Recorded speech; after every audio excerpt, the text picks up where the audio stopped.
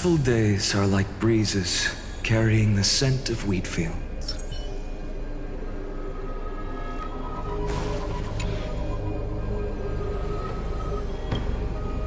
Hello? How's the signal? Can you hear us? Ah, we're through! I can see the video feed. Everything's working perfectly. Miss Branya? Miss Serval? What a surprise. It's been a while. We've already heard from Miss Topaz about the Irontomb operation. She made a special trip to deliver the vaccine to Belobog. I can't believe the Express Crew is at the eye of that storm. Is everything going smoothly? Don't worry, we're still following the plan step by step. How's the situation in Belobog?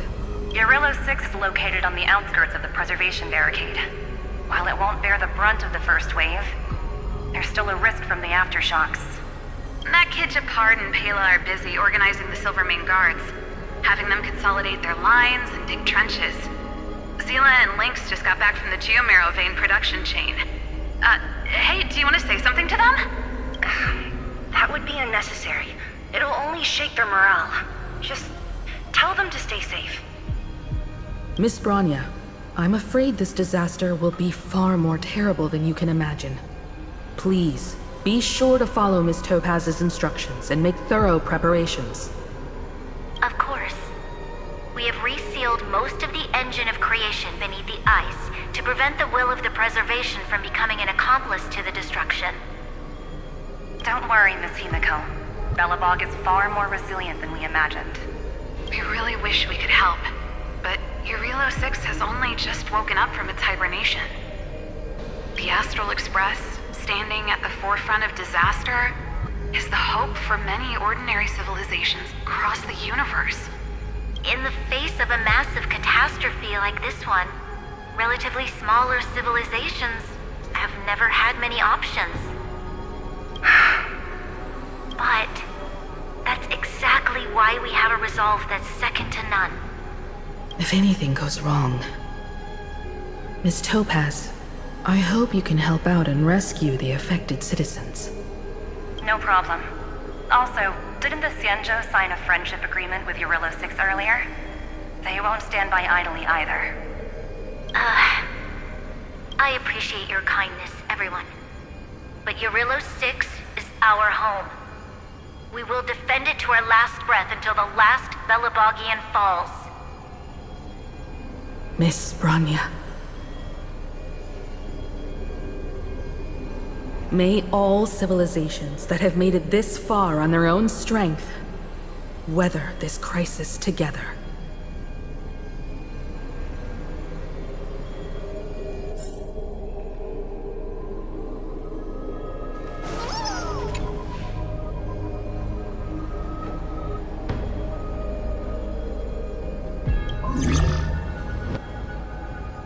Good news, Miss Himeko. The 7 Arbiter Generals have reconsidered the current situation, and I'm here to relay their message. Officially, the Alliance's combat forces will still be limited to the Luofu, but the Yaoqing has also been deployed in the surrounding war zone as a contingency. Words cannot express our gratitude. Getting the Hunt to agree on sending troops must have taken quite some effort from General Jing Yuan. The Luofu already considers the Express an important ally. We also have no intention of hiding the fact that there is indeed something the Xianzhou seeks from this Irontomb operation. But this time, the Marshal herself decided to send out troops. With a formidable enemy before us, the Alliance has no reason to back down, nor will we be content to take a back seat. If we can stand together with civilizations across the universe to overcome this crisis, then we must do so, even at the cost of our own lives. The Alliance truly embodies the principle of righteousness. It's fortunate that the cosmos has great heroes like you. You're too kind. As for that Jade Abacus of Allying Oath, you can save it for when you're in more dire need.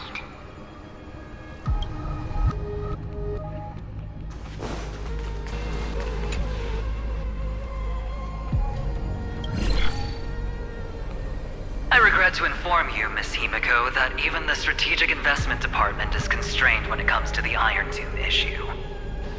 And it would be difficult to meet the expectations of the Astral Express. However, Madam Jade instructed us to look after our nameless friends as much as possible. So let me offer you all a small suggestion, just from my personal perspective. Other departments at the IBC might also take this opportunity to extend an olive branch to you.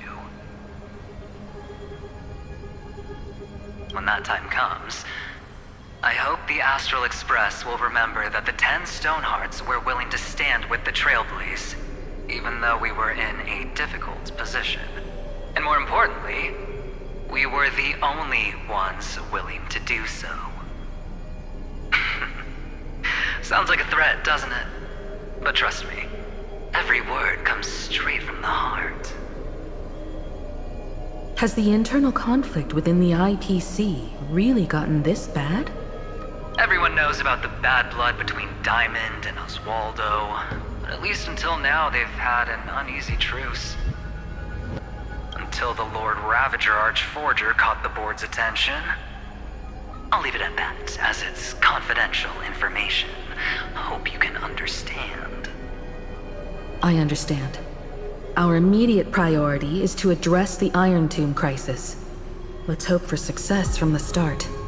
This might help ease everyone's pressing concerns.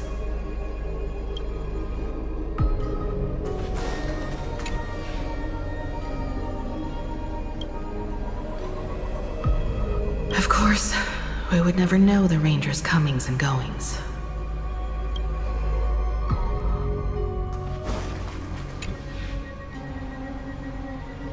Miss Himeko, is that you? Yes?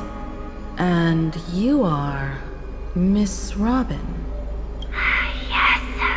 I apologize for not being able to respond during the meeting earlier. And even now I can only appear in disguise. On behalf of the Penaconian family branch, I extend my sincerest apologies to everyone.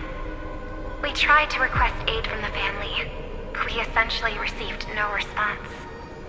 I've heard about the internal conflicts within the family. Miss Robin, there's no need to apologize.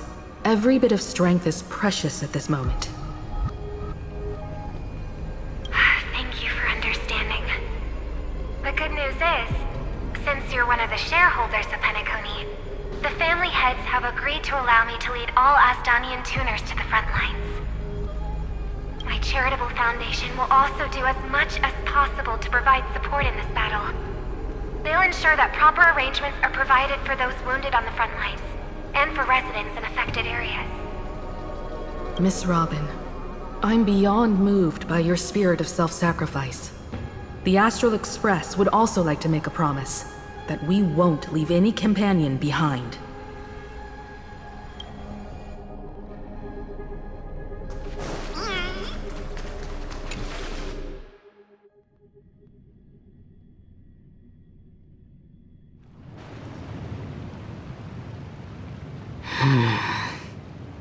Why is there no one here?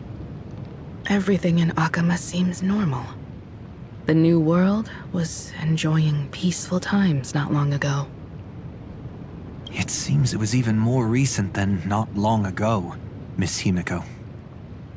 The fruit on the table is freshly cut, and the bath temperature is just right. The remembrance tells me this place was bustling with people just moments ago. It's as if everyone vanished in an instant. Could this be Zandar's doing?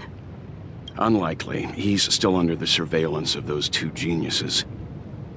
Could it be some kind of local custom? A custom that makes an entire city fall silent in an instant. Pardon my frankness, Mr. Yang, but this reminds me of some unsettling rumors about the Harmony.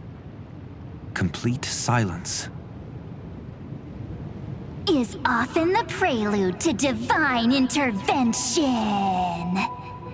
Everyone, be careful. Here they come! Here they come! The Nameless of the Astral Express! Evernight? How is this possible? She was already...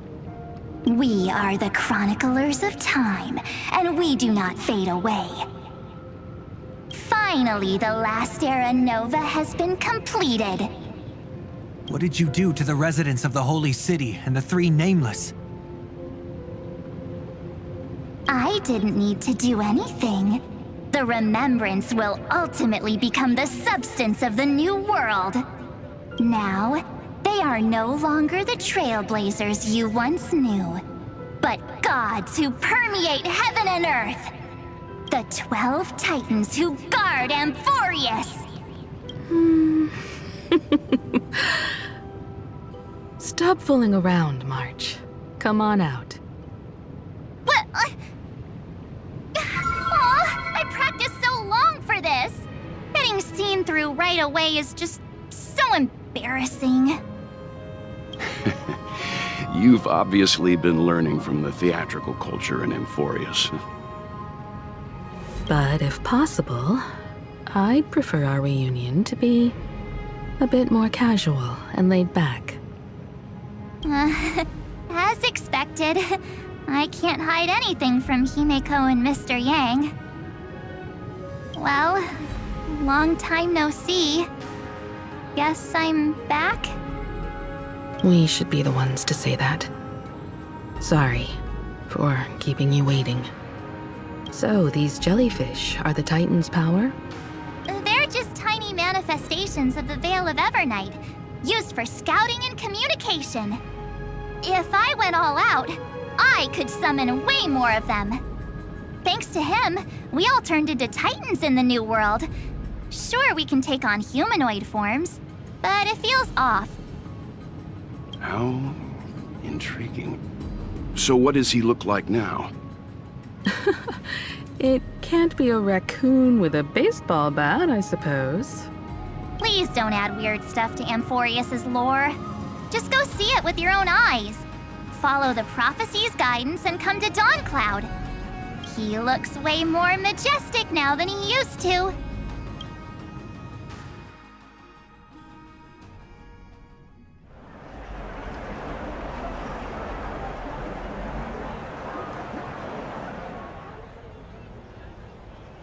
Unbelievable. All the residents of the Holy City have gathered here. This isn't just a gathering. It's a pilgrimage. The people's expressions are resolute, devout, as if waiting for a miracle to descend. That colossal deity is him. He has become the pillar of the world. Surprisingly authentic. Being this serious is quite unlike his usual style. Those people didn't disappear. Instead, they've answered the call of the prophecy and come to witness his awakening. Our good buddy now bears the weight of the entire world, and every breath they take is intertwined with Amphoreus' destiny. Awakening? Has he fallen into slumber? Yeah. After all, with such a huge time dilation between inside and outside the scepter, this was the only way we could wait for everyone. Time watches over yesterday. Earth guards today. And when the Trailblaze steps into Amphoreus once more, the slumbering deliverer shall awaken. And then, bring the prophecy of tomorrow to this world. Come on, everyone! Let's get closer to him! Watch how the world-bearing prophecy changes this world!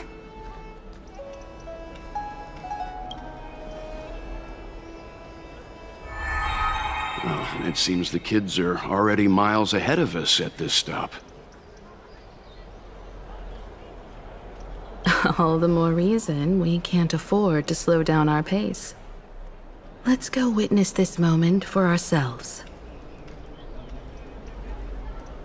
Majestic. Speaking of which, I once caught a glimpse in Sleepyhead's memory of him transformed into a towering Tatalov. Could it be? No way! That was just a nice dreamscape.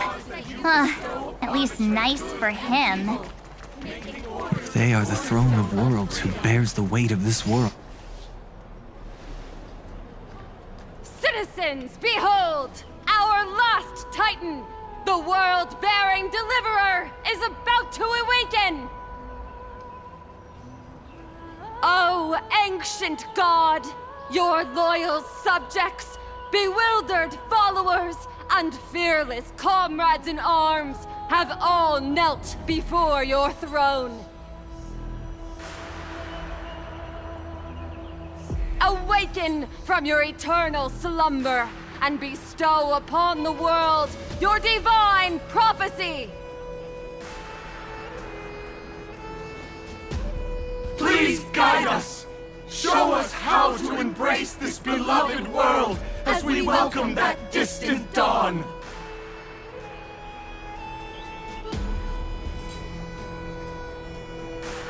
To walk the path of a mortal as a god, or to bear a divine burden as a mortal.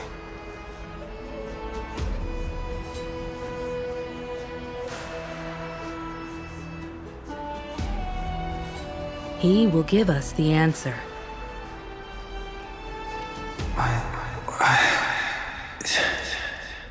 But I am not the deliverer. Rather, I am the nameless who dwells among mortals. That voice is definitely him. I heard your prayers. The core flames flickered and dimmed, and the age of the gods met its end. So flow, golden blood, flow. I'll bestow it upon you, returning it to the true masters of this world. Stand with me and become heroes.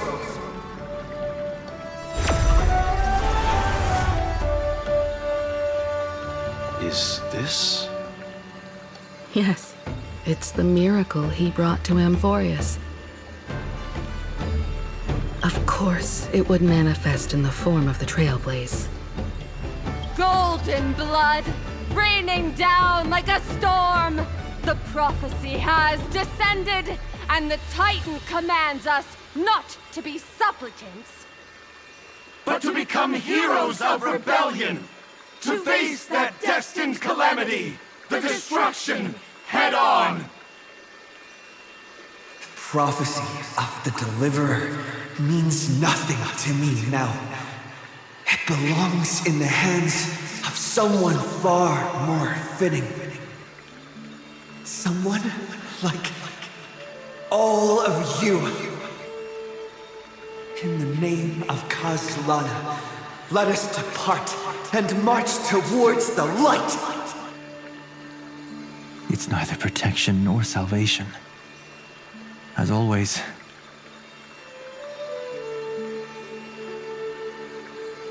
there's no need for totems or myths. Humanity's most primal faith is that instinct named survival. Let's go, everyone. Someone has already sounded the horn of departure. Explore, understand, establish, and connect. Together, let us blaze a trail for the destiny of this world.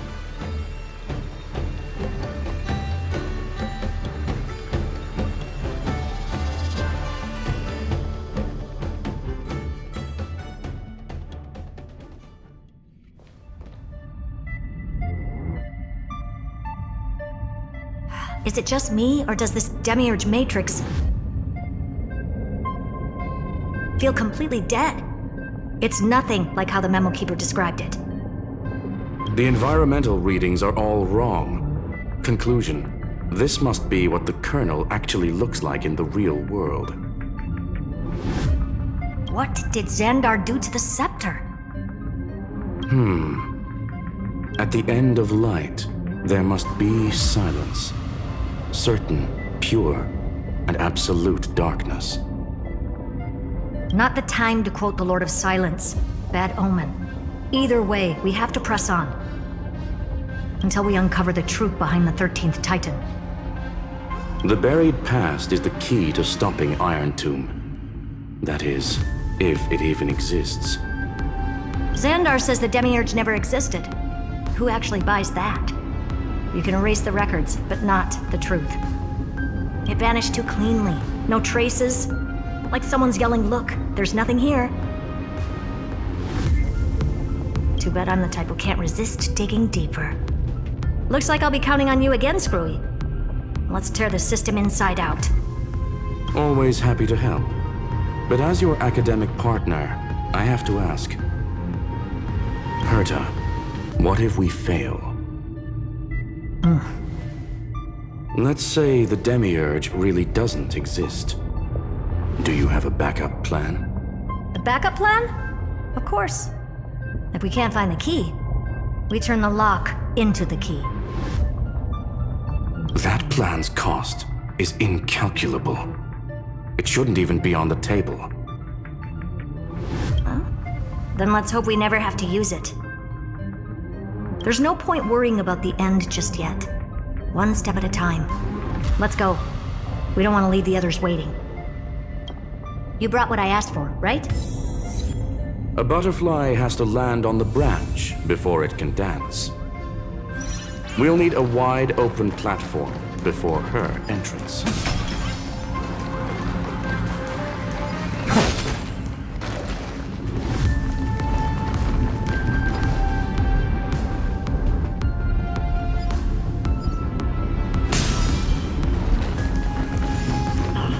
Just use that thing over there, Zag.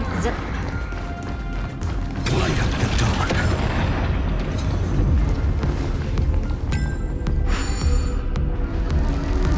What a dumb name.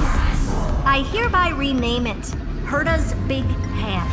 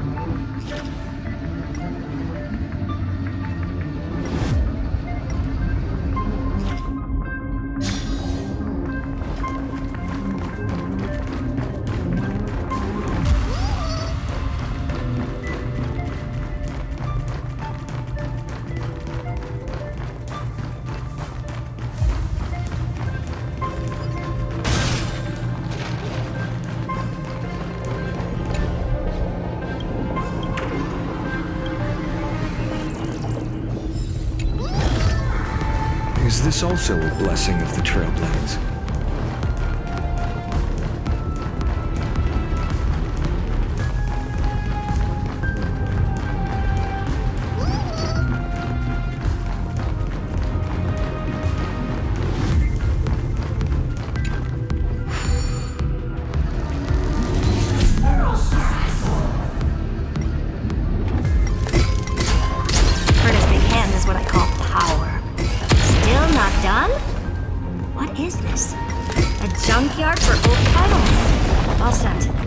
time for your precious treasure to make its debut. Of course.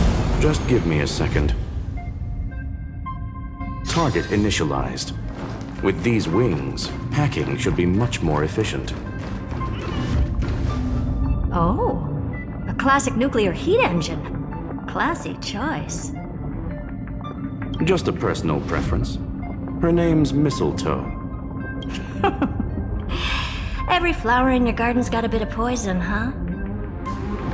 Also a personal preference.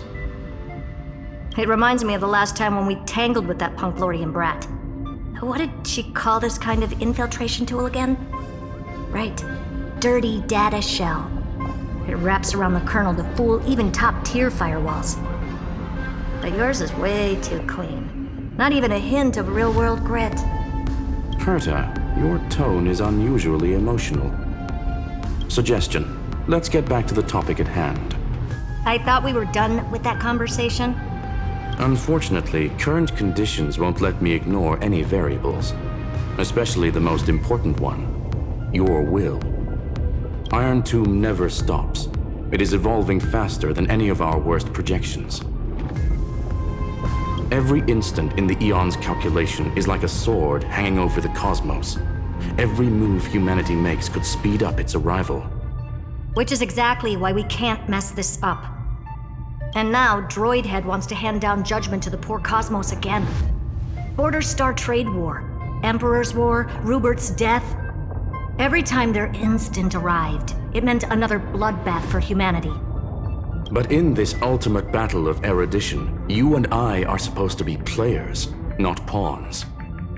If you choose to burn yourself out as a resource, then everything we've worked for means nothing. Herta, the cosmos won't just stand by and let a genius throw their life away. And neither will I.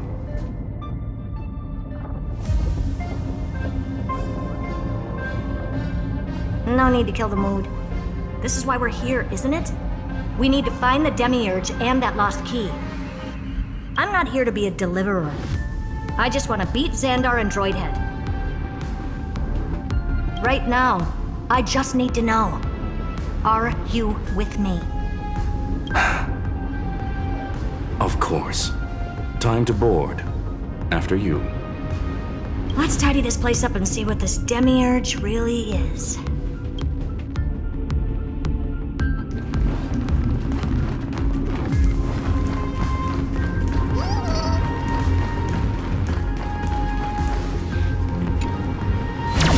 Let's hope this Matrix is better organized than the Emperor's junkyard of a birthplace.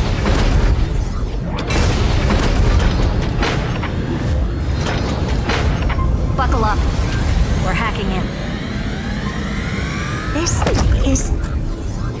Herta, this whole space has been completely tainted by some kind of energy. I see it too. We're thinking the same thing. Zandar, how could you go this far? Turning your own graveyard into this. What's that up ahead? Katorzane algebraic expressions. It's built for isolation, not defense.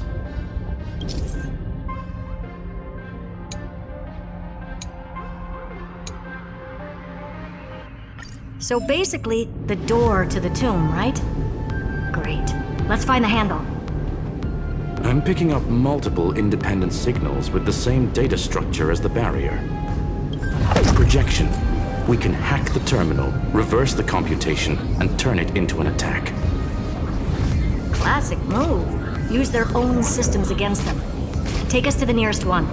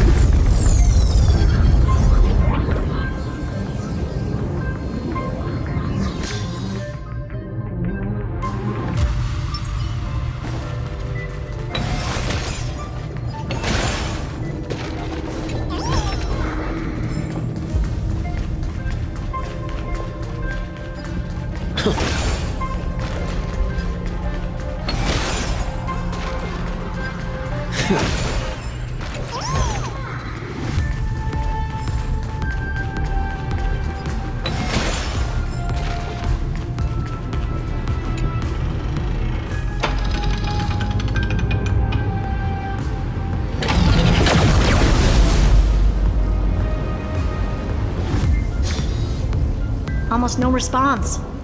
Just as I feared. Not promising. The output is barely a third of what we need. Logic says we'll need multiple terminals to coordinate the strike. Locking onto the next one now. Find anything else? Regarding the origin of these ruins, no logs found yet. Zandar erased all records. But I did find some interesting scars in the circuit. High energy radiation, internal imaginary energy contamination. From what I know, there's only one thing that fits. Skip the science talk, Screwy. That thing only goes by one name. The Stellaron. Exactly. Zandar blew one up just to clean the entire scepter system. So that's what he meant by killed that Titan with my own hands. He wanted to turn the neuron of the erudition into a relay for the destruction. That meant getting rid of all of it, at all costs. The life form known as the Demiurge was the original target of the Scepter's extrapolation. It makes sense. Evernight calling it the first new spore confirms this viewpoint. The prime mover of life. That's what Scepter Delta ME-13 was originally tasked with. Even after it got scrapped, the query kept running. Yet the true value lies in the process of solving it, not the answer itself. Then, does this mean finding the Demiurge is hopeless? No, I'd say exactly the opposite. It means Zandar had no control. He couldn't contain the Demiurge just like he couldn't handle Droidhead. So he tried to erase every trace. But he failed. It still left a mark. By the way, if there's another Stellaron in Amphoreus, why hasn't that little one reacted to it at all? You said the Demiurge left a trace, right?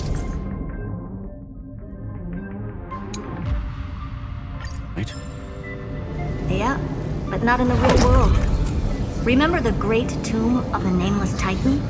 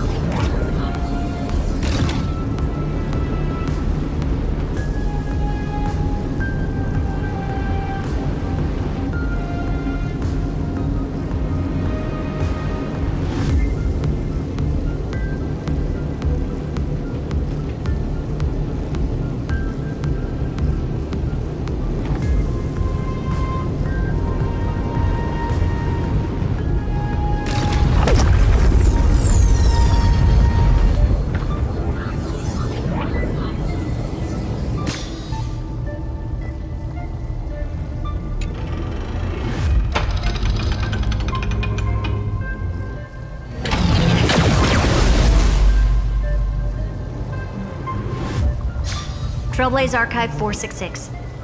The data from Filiate 093 clearly indicates that the Demiurge did in fact enter Amphoreus' extrapolation. Inside that world, it was the 13th, forgotten Titan, the one who listened to 30 million cycles of Cyrene's memory. But Evernight said the opposite. She believed that tomb was empty from the start. The Nameless Titan never existed. The so-called listener was just a trap set by the Remembrance to steal the scepter. A mimetic entity full of theatrics. How much of what she's saying is true? Would an Eon really speak in circles like this? I doubt it. The Remembrance's behavior is certainly odd, but her assessment aligns with our current reality. Since we entered the Matrix, we haven't found a single clue pointing to the Demiurge. And that's the key, Screwy. Zandar's actions prove the Demiurge exists. But what Evernight said, and what we've actually seen all point to the opposite. So we have to assume that both are true. And if that's the case, then the contradiction leads us to... the truth. Exactly. One last terminal. One final key. Time to crack open the kernel. Zandar had to lie to the original Finan and Cyrene. Logic. He had already identified the Remembrance as a threat, yet found no viable way to eliminate it. All right. Let's finish this. Time to break through that barrier.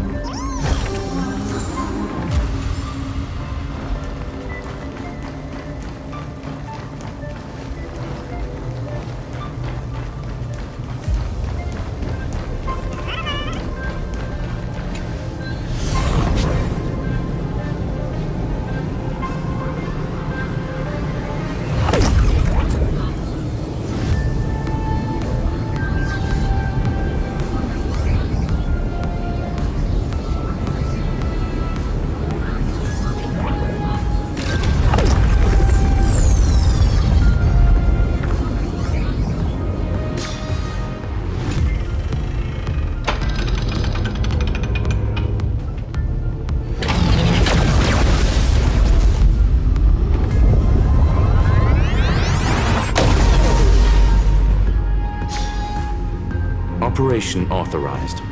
Path energy readings. The erudition declining. The destruction surging. The remembrance 0. What's going on? Cause unknown. They left no discernible trace within the real matrix. That shouldn't be possible. Could it be that the Era Nova exhausted all of the Remembrance's texture? Log it for now. The dots still aren't connecting.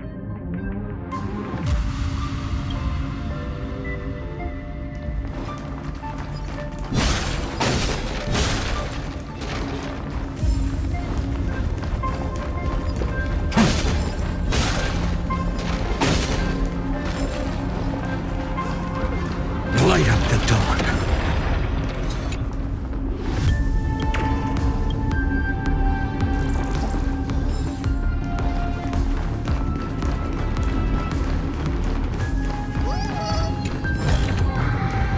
Praised it all.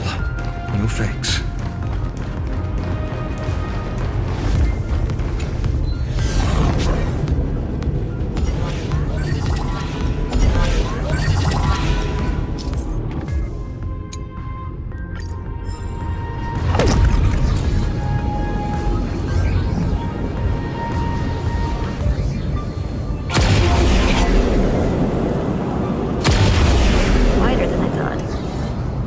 expecting a full-on aerial brawl.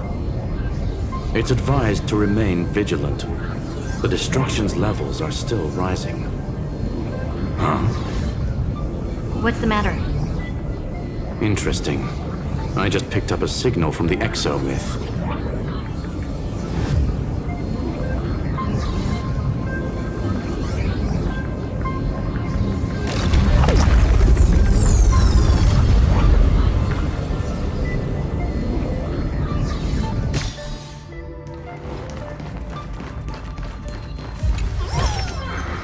Is this also a blessing of the Trailblades?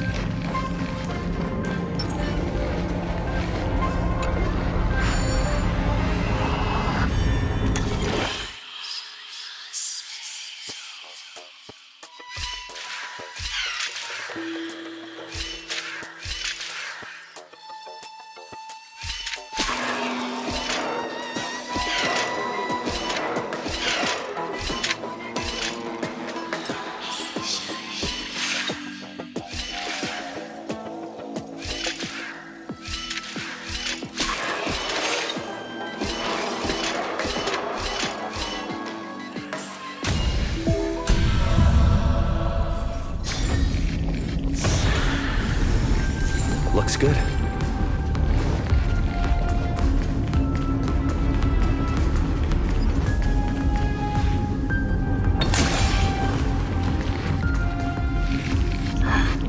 This repulsive force is unlike anything I've felt before. Is this the place? Correct.